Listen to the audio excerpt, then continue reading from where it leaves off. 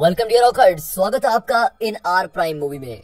इस मूवी की शुरुआत में दिखाते हैं दक्षिण कोरिया में एक बहुत ही जाना माना स्कूल है जिसमें सिर्फ 1% बच्चे ही एडमिशन ले पाते हैं। लेकिन जीहू नाम का लड़का वहाँ पर फिट नहीं बैठता। वो अपने पिछले वाले स्कूल में सबसे होशियार लड़का हुआ करता था, लेकिन यहाँ पर उससे सभी होशियार हैं। पूरी क्लास में उसके सबसे कम नंबर आया करते हैं, खासकर मैथ्स में, जो कॉलेज में एडमिशन लेने के लिए सबसे जरूरी सब्जेक्ट होता है। उसकी क्लास में पढ़ने वाले सभी बच्चे बहुत अमीर होते हैं और वो सभी अमीर बच्चे स्कूल के बाहर ट्यूशन भी लिया करते हैं। लेकिन जीहू ने वहाँ पर स्कॉलरशिप पर एडमिशन लिया होता है। उसके पास पैसों की भी कमी होती है, इसीलिए वो स्कूल के बाहर महंगी ट्यूशन पढ़ने नहीं जा सकता। उसके मैथ्स के टीचर, जिनका नाम किम है, वो उसको याद दिलाते हैं कि किसी भी कॉलेज में जाने के लिए तुम्हें अच्छे मार्क्स लाने होंगे और जो मार्क्स तुम्हारे अभी तक आ रहे हैं वो बिल्कुल भी अच्छे नहीं है, इसलिए तुम्हें इस स्कूल को छोड़कर दूसरे स्कूल में जाना चाहिए। अब एक रात को जीहू के कमरे में रहने वाले बच्चे उसे पैसे देते हैं और कहते हैं कि तुम बाहर चुपके चुपके जाओ और हमारे लिए दारू और खाने के लिए कुछ लेके आओ।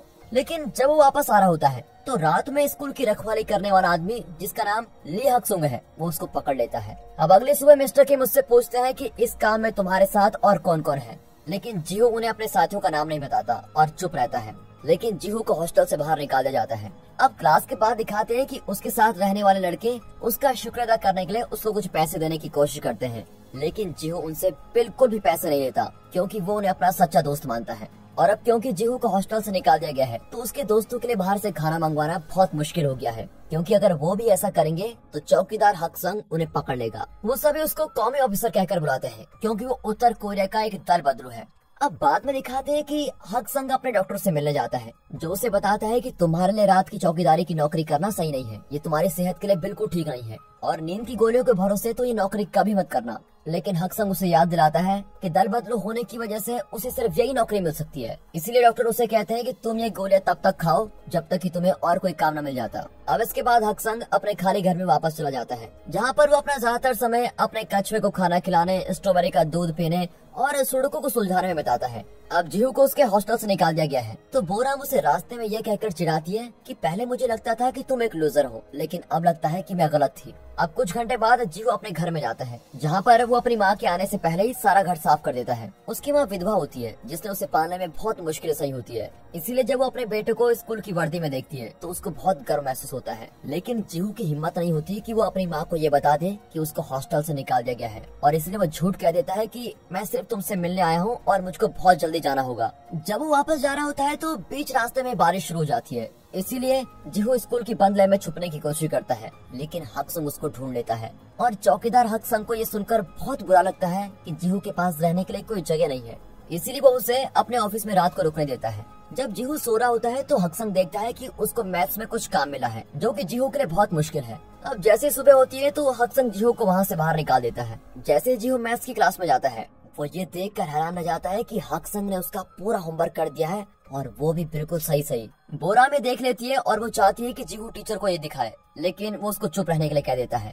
अब क्लास के बाद दिखाते हैं जीहू शुक्र अदा करने के लिए हक्संग के पास जाता है और उनसे कहता है कि वो उसको सिखाए उन्होंने ये कैसे किया, लेकिन हक्संग उसे फिर से बाहर निकाल देते हैं। बाद में पढ़ाई करने वाले कमरे में जीहू अपने क्लास के कुछ बच्चों की बातें सुनता है, जिसमें वो बच्चे बातें कर रहे होते हैं कि यार हमारे ट्यूशन के टीचर को मैथ्स के कुछ सवालों को करने में काफी परेशानी आई है। और ये सुनकर जीहू समझ जाता है कि हक्संग मैथ में कितना खतरनाक है, यानी कि कितना एक्सपर्ट है। अब जीहू हक्संग का पीछा करना शुरू कर देता है और उनसे भीख मांगता है कि प्लीज मुझे ट्यूशन पढ़ा दो, लेकिन हक्संग उसकी बात पर ध्यान नहीं देते। अब एक दोपहर को जब वो कूड़ा साफ कर रहा होता है तब वो टीचर की कुछ बातें सुनता है, जिसमें वे स्कॉलरशिप वाले बच्चों की कुछ बात कर रहे होते हैं। वे कह रहे होते हैं कि लापरवाह बच्चों को स्कूल के हॉस्टल से निकाल देना चाहिए और फिर मिस्टर किम कहते हैं कि मैंने जीहू का नाम भी इस लिस्ट में डाल दिया है। अब जब जीहू एक बार फिर से हक्संग के पास ट्यूशन पढ़ने की बात करने जाता है तब हक्संग उसे कहता है कि तुम्हारे लिए अच्छा होगा कि तुम स्कूल में चले जाओ, लेकिन फिर जीहू हक्संग को बताता है कि मुझे बहुत गुस्सा आता है जब मैं दूसरे बच्चों को अपने से आगे बढ़ते हुए देखता हूँ। अब जब हक्संग उसकी ऐसी सारी बातें सुन लेते हैं तो वो ट्यूशन पढ़ाने के लिए तैयार भी हो जाते हैं। फिर वो उसे ट्यूशन की फीस की जगह स्ट्रॉबेरी वाला दूध मांगते हैं।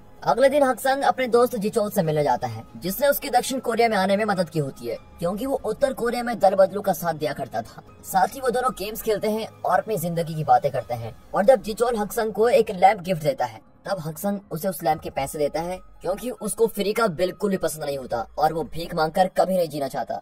अब जब रात होती है तो हक्संग बंद लैब के अंदर कुछ लैंप्स लगाता है ताकि वो जीहू को वहाँ चोरी छिपे पढ़ा सके। अब जीहू को 3 नियमों का पालन करना होता है। पहला, किसी को भी इस बारे में पता नहीं चलना चाहिए कि हक्संग उसको ट्यूशन पढ़ा रहा है।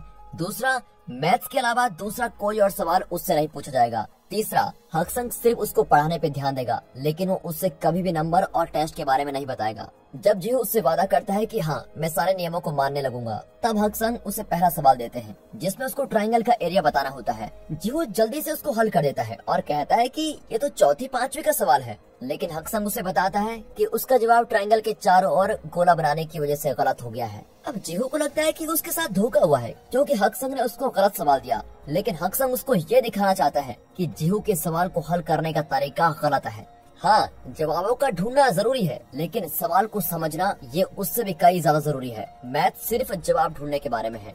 जब हक्संग उसको पढ़ा रहा होता है तभी उसको उसके बचपन की बातें याद आने लग जाती हैं और फिर दिखाते हैं जहाँ वो और उसके दोस्त मैथ्स में बहुत अच्छे हैं और उसी की वजह से उनको एक बहुत अच्छा पेन मिलता है। और प्रेजेंट में दिखाते हैं और फिर कुछ समय बाद क्लास खत्म हो जाती है। जीहू के पास कहीं रहने के लिए कोई जगह नहीं होती, इसलिए हक्संग उसे कहते हैं कि तुम आज रात यहीं पर रुक जाओ। अब जीहू को पता लगता है कि हक्संग को अपने कैसेट प्लेयर पर गाने सुनने बहुत ही पसंद है, इसलिए वो कुछ देर के लिए पुराने गानों के बारे में बात करते हैं। हालांकि कैसेट बहुत ही पुरानी हो चुकी है और उसमें से बहुत बुरी आवाज आ रही होती है, इसलिए जीहू वो गाने अपने फोन पर चलाता है, जिसको सुनकर हक्संग को बहुत अच्छा फील होता है और वो बहुत सालों के बाद इतनी गहरी नींद में सो जाता है। यहाँ तक कि वो सुबह देर तक सोता रहता है और जब वो उठता है तो जीहू अपने स्कूल के लिए वहाँ से जा चुका होता है। मिस्टर किम के पास मैथ्स के स्टूडेंट्स के लिए एक जरूरी खबर होती है।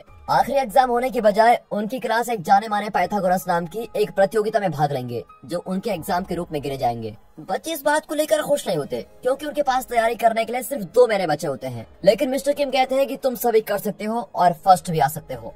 यहाँ जीहू मैथ सीखने के लिए रोज हक्संग के पास जाता है। तभी बोराम का ध्यान इस बात पर जाता है कि जीहू रोज स्ट्रॉबेरी वाला दूध किसके लिए खरीदता है। अब एक शाम को क्लास चलती है और बहुत ही मुश्किल सवाल होता है। जीहू को सीखना होता है कि उस सवाल को कैसे हल करना है, लेकिन हक्संग उससे कहते हैं कि वो खुद ही पहले उसको हल करके देखे, अगर नहीं कर पाएगा फिर बताऊंगा। 3 घंटे बाद काफी कोशिश करने के बाद जीहू उस सवाल को हल कर ही देता है और फिर उस सवाल को हल करने के बाद हक्संग उसे कुछ खास चीजें दिखाते हैं। वो बताता है कि एक जाने माने मैथमेटिशियन जिनका नाम बर्नहार्ड रैमन है, उन्होंने 38 दशमलव की स्क्वायर रूट को अपने हाथों से हल किया है, जो तुम किसी फॉर्मूले को इस्तेमाल करके कभी हल नहीं कर सकते। इसकी वजह से मैथ्स को और अच्छे से समझा जा सकता है।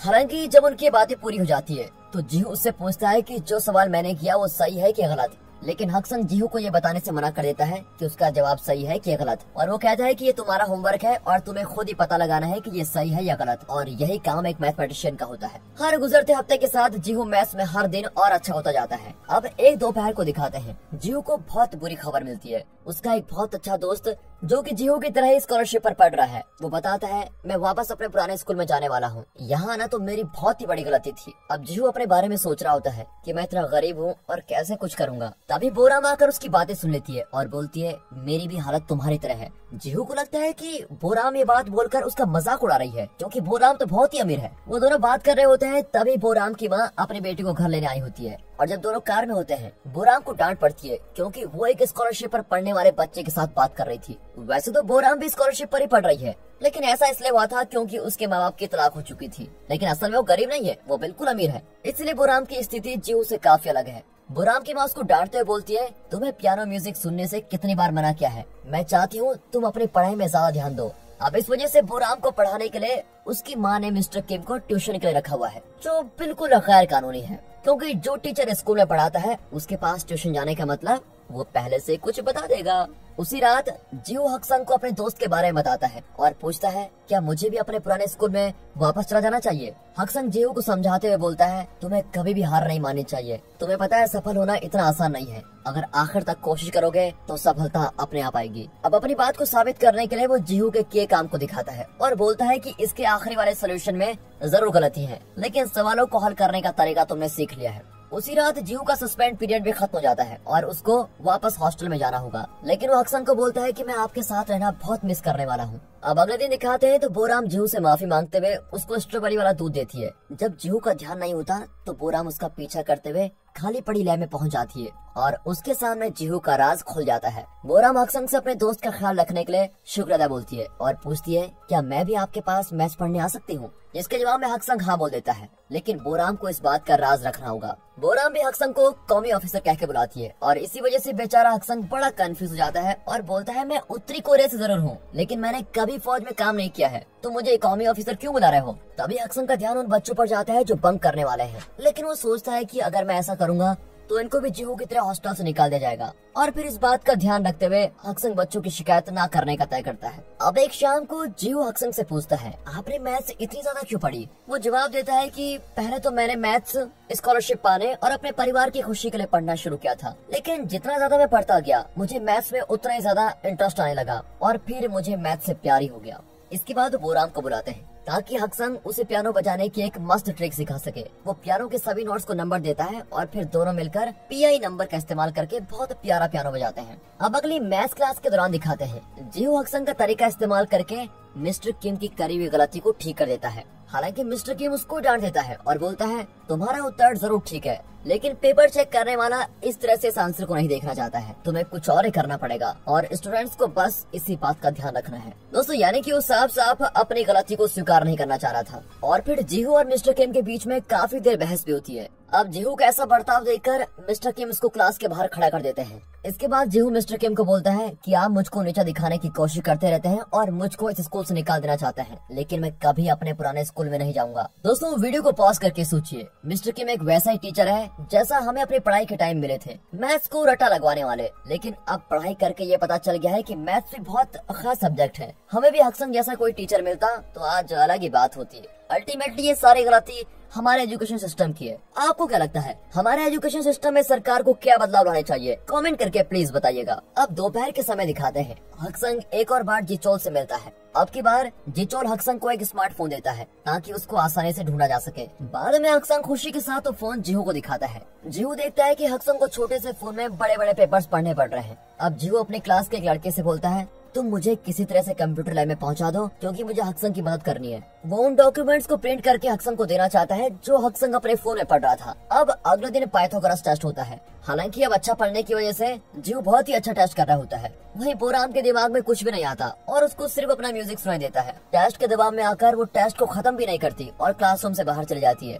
फिर बोराम की माँ उसकी बेइज्जती और शर्म से बचने के लिए उसको घर पर ही रखती है और स्कूल वालों को झूठ बोल देती है कि हम लोग कुछ दिनों के लिए बाहर घूमने जा रहे हैं। जब जीहू अपने दोस्त बोराम से संपर्क करने की कोशिश करता है, बोराम उसके सभी मैसेजेस को इग्नोर कर देती है। अब शाम के समय जीहू और हक्संग पुराने संगीत के कार्यक्रम में जाते हैं, जिसके टिकट्स बोराम ने उनको फ्री में दिए थे क्योंकि उसके परिवार ने ये कार्यक्रम करवाया था। बोराम तो उस दिन भी नहीं आती, लेकिन हक्संग संगीत सुनकर बहुत खुश दिखाई दे रहा होता है और खुशी से उसकी आंखों में आंसू भी आ जाते हैं। इसके बाद हक्संग जीहू को अपने घर खाने के लिए बुलाता है और तभी जीहू को महसूस होता है कि मैं तो पहली बार हक्संग को खाते हुए देख रहा हूँ। उसी रात किसी ने पाइथागोरस टेस्ट को इंटरनेट पर डाल दिया होता है, जिसकी वजह से स्कूल में पढ़ने वाले टीचर्स बिल्कुल मुसीबत में आ जाते हैं। उनको बोला जाता है कि जिस बच्चे ने टेस्ट इंटरनेट पे डाला है उसको जल्दी से ढूंढ निकालो, वरना एजुकेशन बोर्ड तुम लोगों को ही नौकरी से निकाल देगा। अब इस सब के दौरान जीहू और हक्संग मिलकर किताबों की दुकान में खरीदारी करने जाते हैं। वहाँ पर एक अजनबी हक्संग को पहचान लेता है। ये आदमी भी उत्तर कोरिया का है और वो हक्संग को डॉक्टर बोलता है। वो साथ ही बताता है डॉक्टर,